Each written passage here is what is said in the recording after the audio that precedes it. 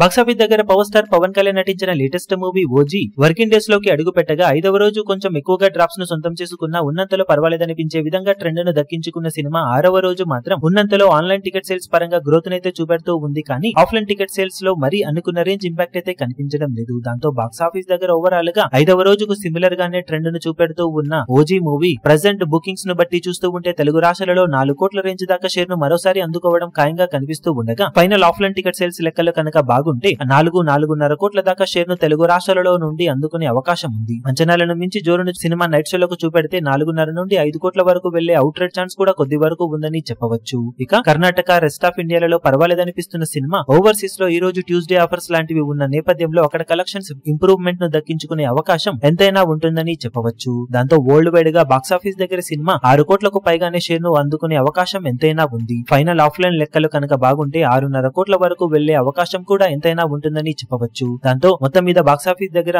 6వ రోజు మంచి ట్రెండ్ నే చూపెడుతూ ఉండటంతో బ్రేక్ ఈవెన్ లో మరింత మొత్తాన్ని సినిమా రికవరీ చేయబోతుందని చెప్పాలి. ఇప్పుడు ఇక దసరా సెలవుల్లో కొత్త సినిమాల నుండి పోటీ ఎదురు కానున్నా కానీ ఉన్నంతలో ఓజీ మూవీ మంచి థియేటర్ కౌంట్ ను హోల్డ్ చేసే అవకాశం ఎంతైనా ఉండటంతో సెకండ్ వీకెండ్ కల్లా సినిమా వరల్డ్ వైడ్ గా బ్రేక్ ఈవెన్ కి మరింత చేరువయ్యే అవకాశం, బ్రేక్ ఈవెన్ ను అందుకునే ఛాన్స్ కూడా ఉంటుంది. ఇక టోటల్ గా 6 రోజులకు గాను సినిమా సాధించే వరల్డ్ వైడ్ ఏరియాల వారి కలెక్షన్ వివరాలు ఏ విధంగా ఉంటాయో చూడాలి.